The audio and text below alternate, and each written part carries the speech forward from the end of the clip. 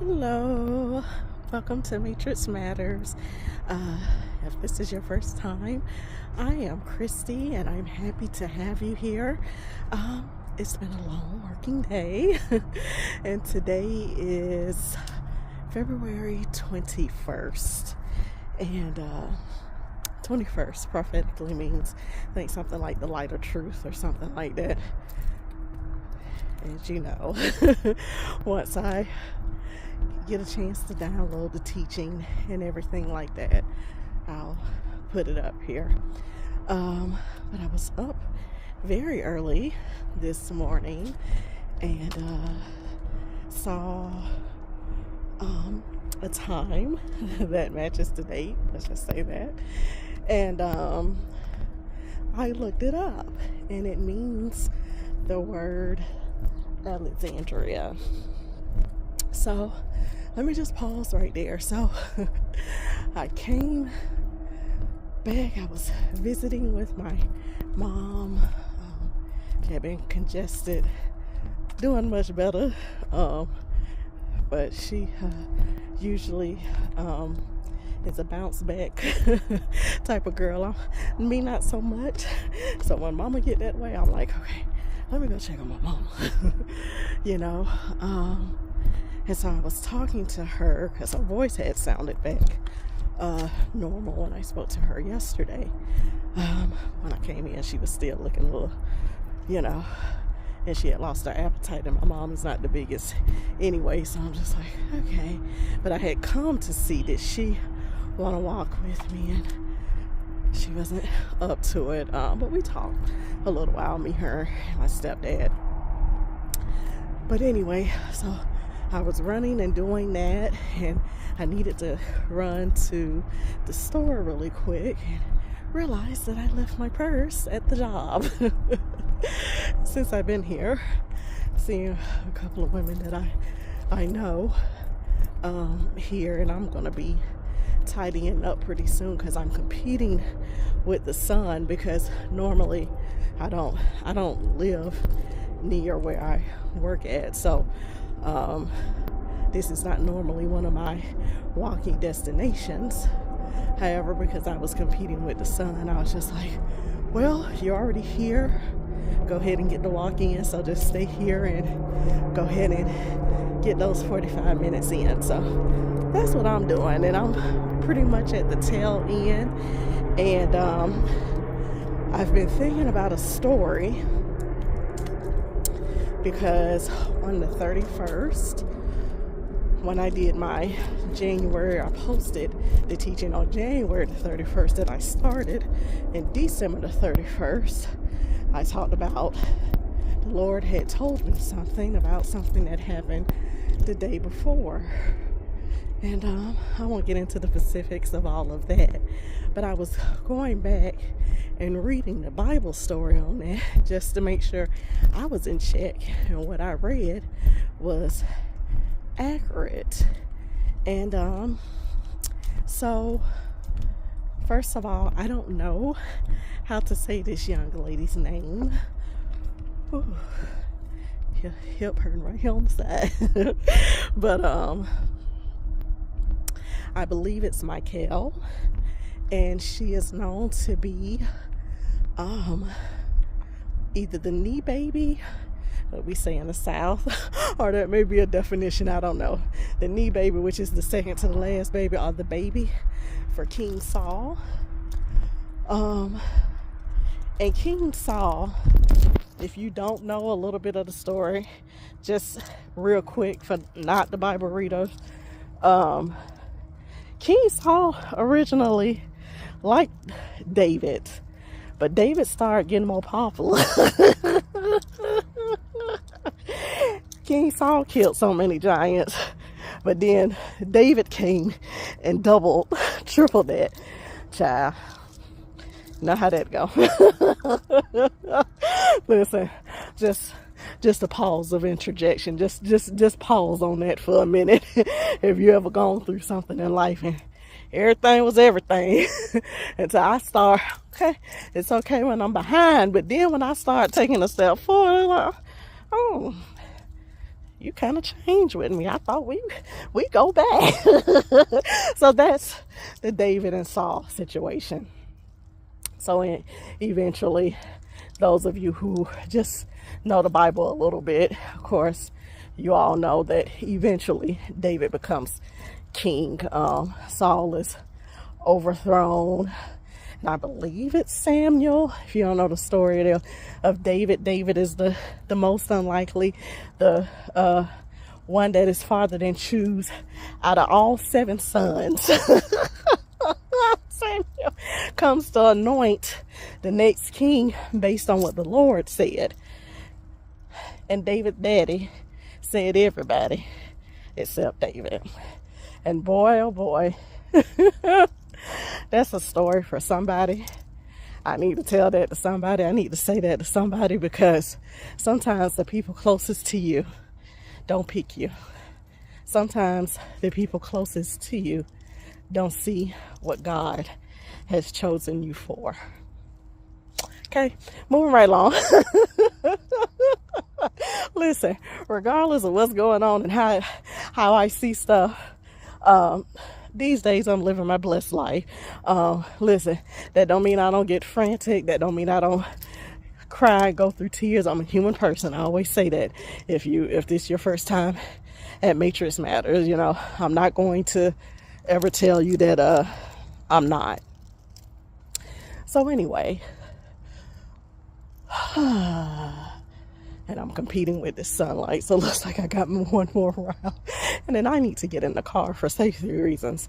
But anyway, so I see, and there's quite a few cars here still, so okay, should be good. But anyway, so this story again is about Michal, and I haven't figured out what the title is going to be. And even though, I know, I wanted to dedicate this one to my mother. So this will be like April's teaching whenever I get to it for her birthday, and not because the story has anything to do with her, but I'll tell you why a little bit later.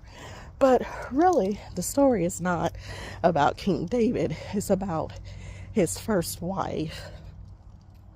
And so again, Saul was jealous of him. And it was always a setup to kill David. Always. But David is king. Listen, in title and not, David is a king. Because really what matters is what God called you. I know the world will have you think differently. But anyway, so Saul had promised him his oldest daughter hand to marriage because David was so successful in slaying giants. But David, humbly, at this time still young, didn't feel that he was worthy of the oldest daughter hand, so he declined. But Saul's youngest daughter, Michal, was in love with David. And so when Saul found this out, he was very pleased about that, because again, the setup was always to kill David. So, I mean, listen, when I think about this story, and I say it like this because technically this is all family. So this is father-in-law, it's 2 kings fighting, but this is father-in-law. It just makes you think. It kind of like, don't get me wrong, I'm human, I'm probably gonna be mad tomorrow. But it kind of just puts things in perspective, where the Bible just kind of showed you like, and again, this is not applicable to me, but just again, maybe somebody needs to hear this, that where family can be your worst enemy. So anyway, Michal is in love with David, so much so the love gets so much place that David got to escape, and she lies for David and helps him sneak out a window and everything. And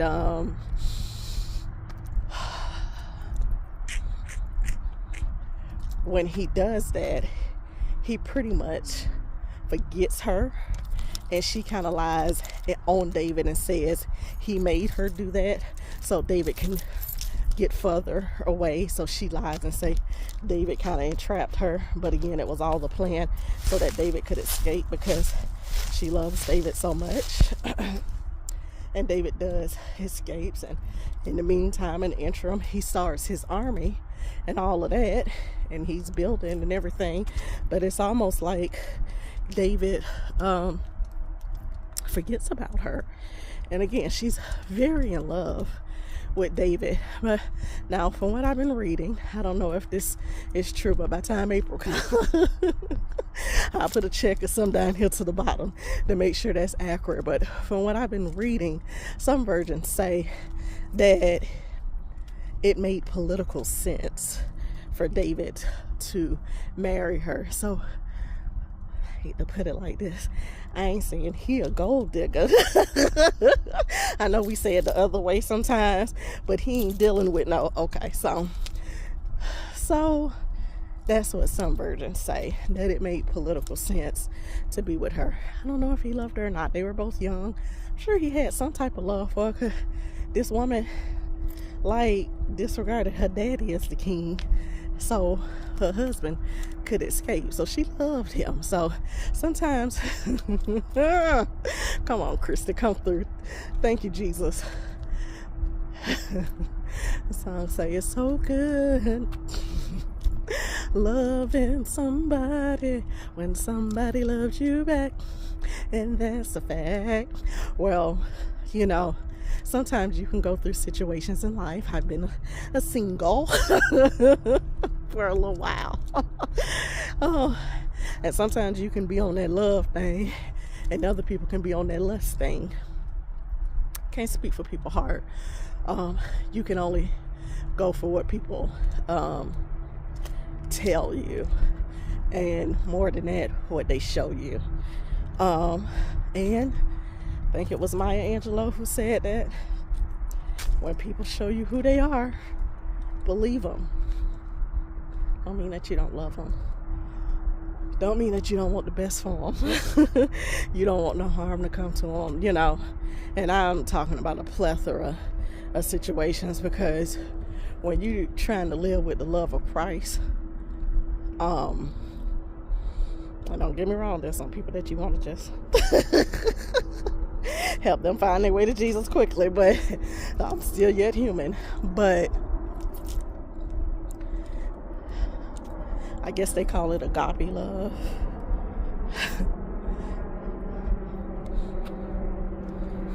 I ain't gonna do you like you do me, because I'm the Father gonna deal with you.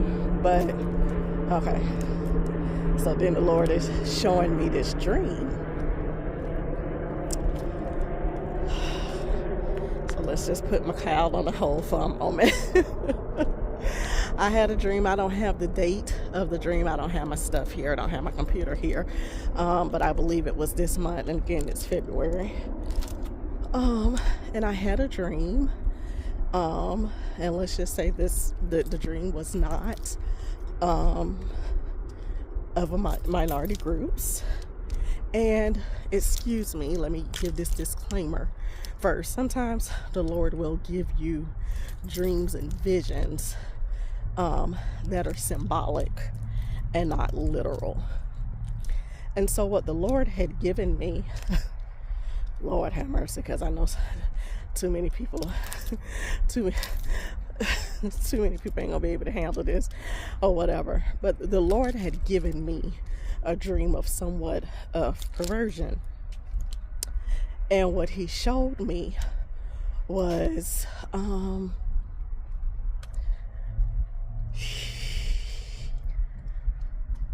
okay, let me put it like this. Haven't indulged, but I'm gonna use these terms so people understand.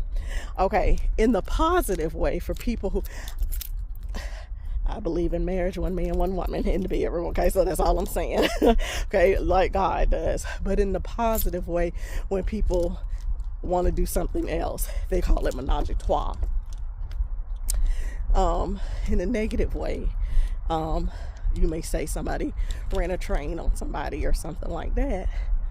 And so I saw something like that, and I saw it to where it was men, but it was also a woman too.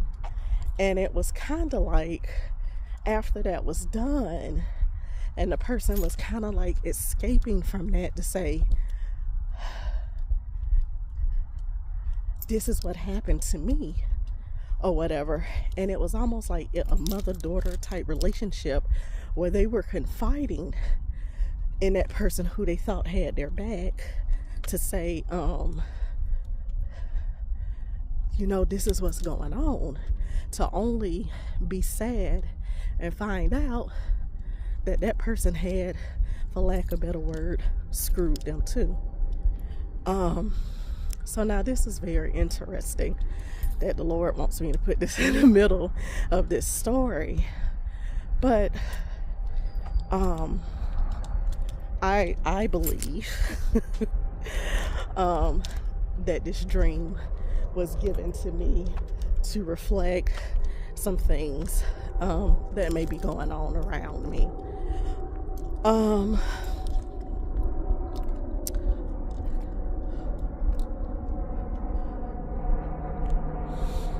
What I remember is that woman prevailing, though. And in this world, we can prevail in the negative. But since this is a Christian channel and God gave me the dream, I'm going to say, I believe that the Lord wants me to say that